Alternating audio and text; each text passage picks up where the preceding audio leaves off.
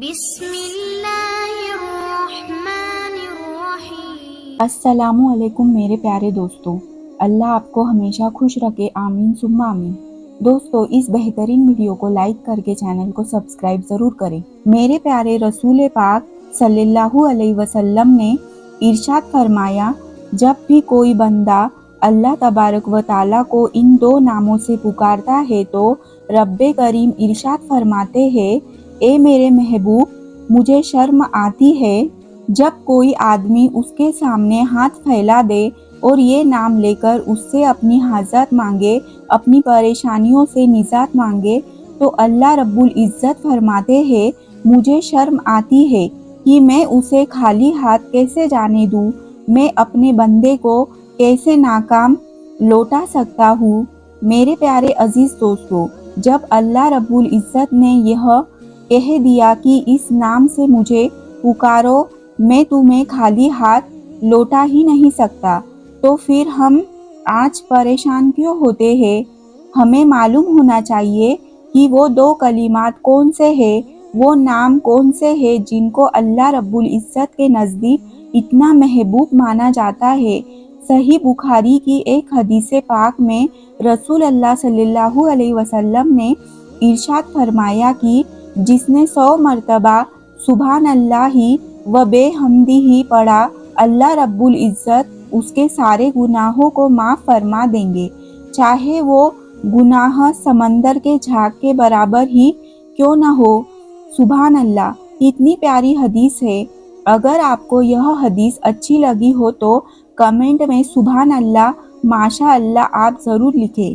دوستو، وہ دو کلمات جانتے ہیں جو اللہ کو بڑے پیارے ہیں۔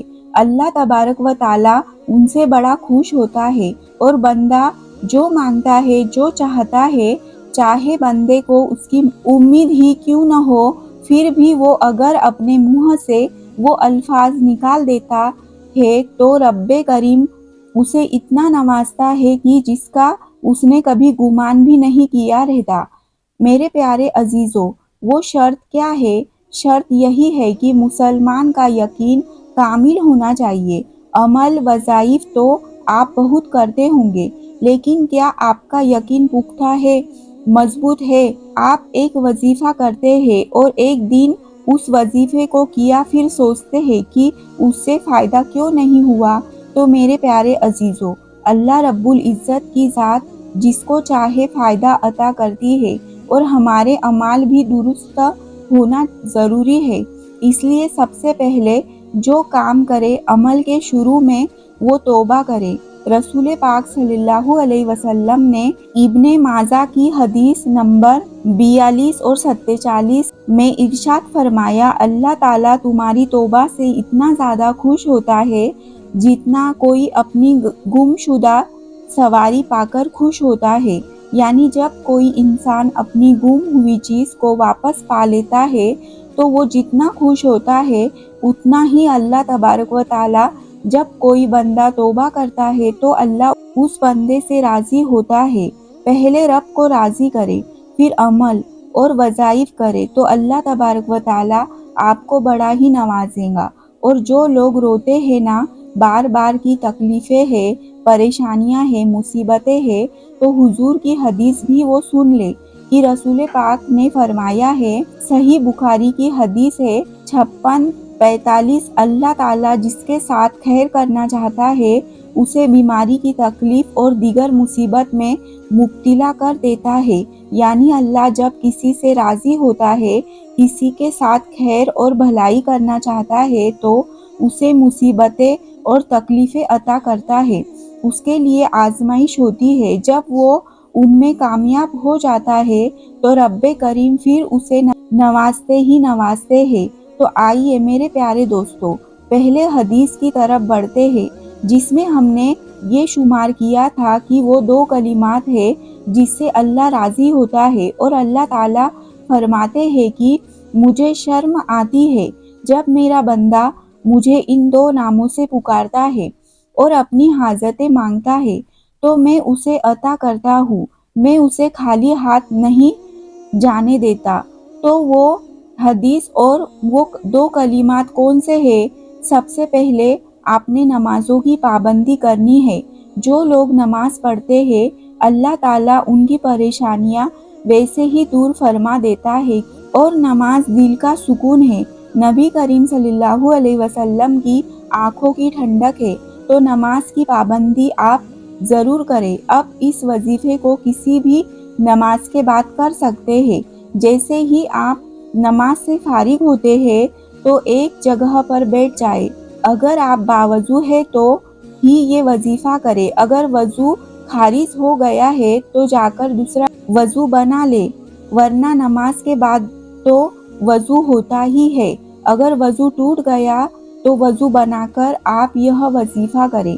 شروع میں اور آخر میں آپ کم سے کم 3 مرتبہ یا 11 مرتبہ یا 100 مرتبہ جتنا آپ چاہے آپ درود پاک پڑھ سکتے ہیں۔ کوئی بھی درود آپ پڑھ لیں، جو درود آپ کو یاد ہو۔ آپ چاہے تو نماز والا درود پاک یعنی درود ابراہیم بھی پڑھ سکتے ہیں، یا پھر کوئی درود پاک آپ کو جو یاد ہو تو آپ صرف اتنا سا کہہ دے صلی اللہ علیہ وسلم، یہ بھی ایک درود پاک ہے۔ آپ یہ بھی درود پڑھ سکتے ہیں۔ اس کے بعد آپ اللہ حی الکریم 344 مرتبہ پڑھیں۔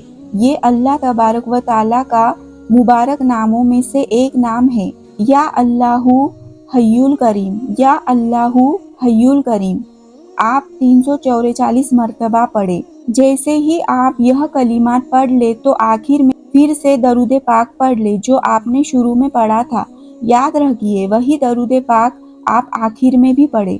پڑھنا مکمل ہونے کے بعد آپ اللہ تبارک و تعالیٰ کی بارگاہ میں ہاتھ اٹھائے اور اس طرح دعا کرے، یا رب کریم، یا رب ذوالجلال والاکرام، ہم بڑے گناہ گار بندے ہیں، سیاہ کار بندے ہیں، یا اللہ ہم نے جو وظیفہ پڑھا، جو عمل تیری بارگاہ میں پڑھا، اس کو تیری بارگاہ میں قبول فرما۔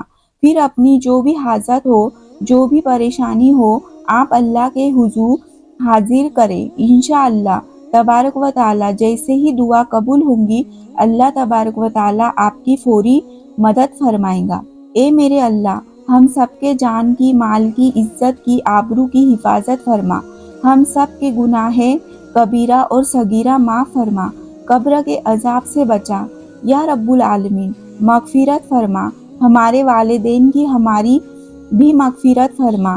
اس طرح دعا کرے اور آخر میں درود شریف پڑھ لے۔ اللہ تبارک و تعالیٰ آپ سب کو اس کا بڑا اجر عطا فرمائے گا۔ دوستو مجھے امید ہے آپ کو یہ ویڈیو پسند آئی ہوں گی۔ اگر ویڈیو پسند آئی تو لائک کریں، شیئر کریں اور سبسکرائب کرنا نہ بھولیں۔ شکریہ، اللہ حافظ۔